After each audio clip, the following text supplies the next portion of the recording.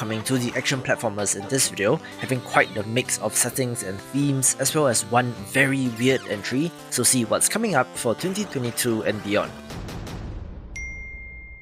Let's begin with Star Heart's Launch Point, an 8-bit retro title that I think looks fantastic, perfectly capturing the look and feel of games from the NES era.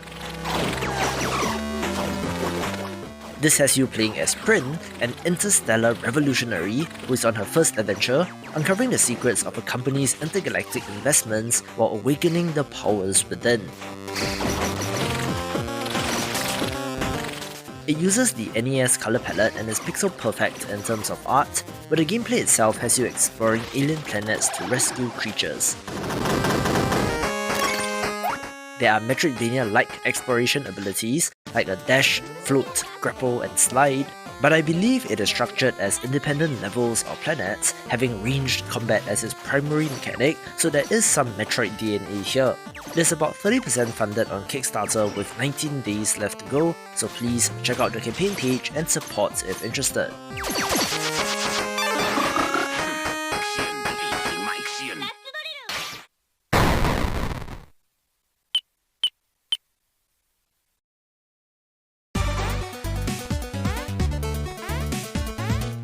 A cute little title is Downpour, one where you play as a cat wizard in a world of rain and magic.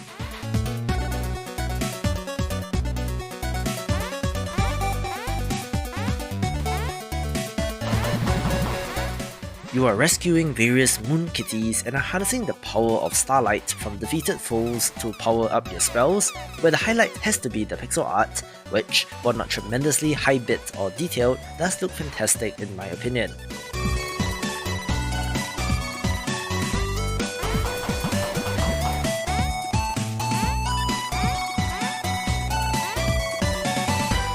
This, plus a game that is just filled with cats, makes me want to play, but the good news is that this releases very soon.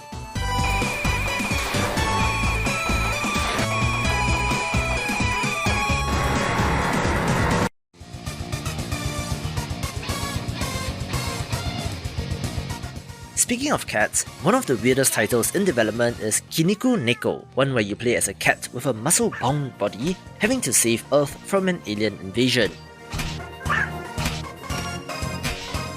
It takes inspiration from Metal Slug and Gunstar Heroes, which are legendary games in this space, so I do hope this turns out well.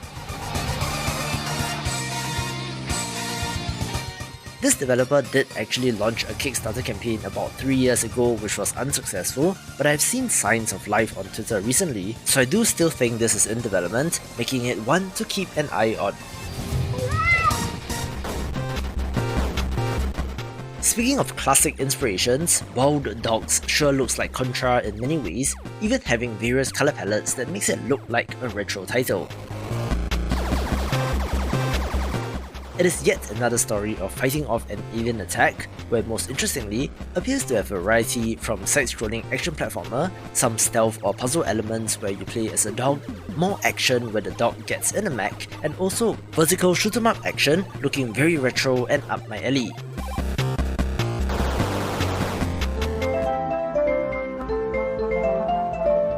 An adorable looking title is Bell Boomerang, another retro entry, this time looking more like Wonder Boy, where you're on a quest to lift the curse from the monarchs of the kingdom by fighting your way through enemies.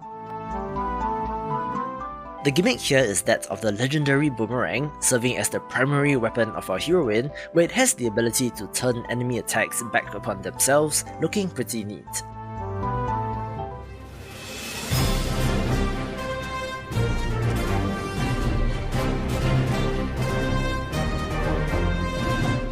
If you've been playing games for quite a while, I'm sure you'll be able to see the inspiration of Operation High Jump quite clearly, in that this run-and-gun action title sure looks like Metal Slug, which is a series that I love.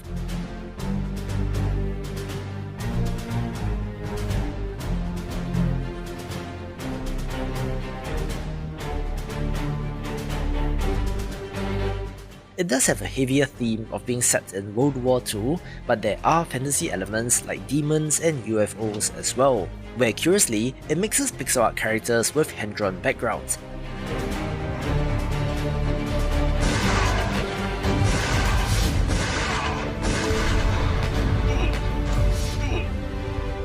even has mini-games to change up the pacing of the game, raising more than 11 times its target on Kickstarter, so do look forward to this later this year.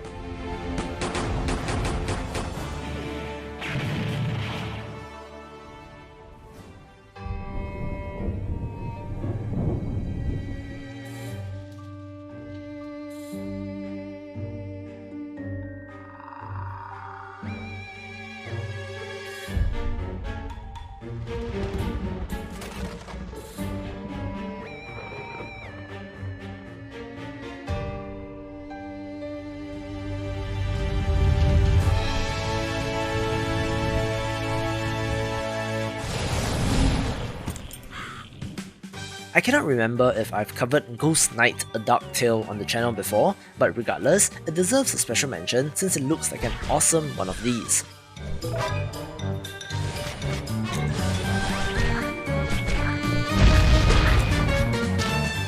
You play as a ghost who is bound to a suit of armor, having to battle your way through the world in order to stop the Mad King.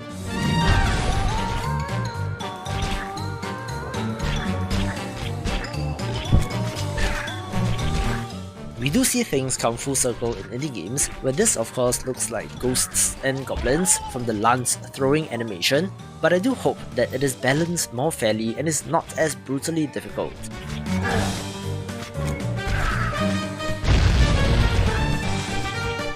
It does have a TBA release date, but it sure seems like an October game to me, so keep an eye out for this.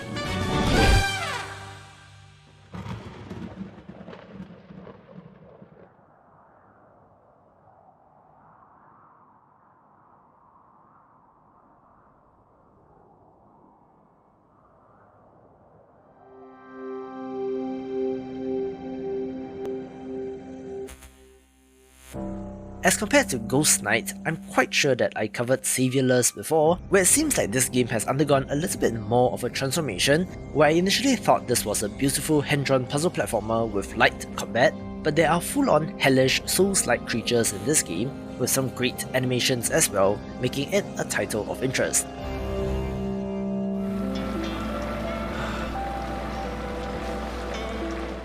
One of the highlights of the Nintendo Indie World Showcase a couple of days ago is Gunbrella, the next game from developer Doinksoft, who made the 1-bit Metroidvania Gato Roboto, where they have intentionally not used Metroidvania to describe the game, so it shows up on this list. The titular weapon is a gun with an umbrella attachment that acts as a shield, as well as mobility options like gliding and swinging, with quite an interesting semi-Western inspired theme and setting. The action looks amazing, and given the pedigree, should certainly be on your wishlist.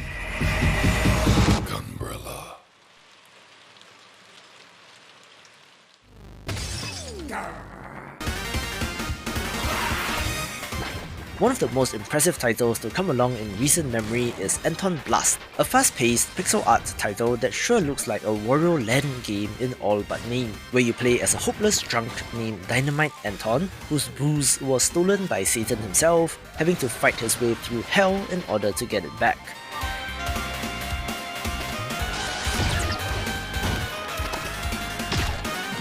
The gimmick here is that once you get to the end of a level and recover your booze, you need to trigger a detonator and run back to the start, looking like quite an interesting element.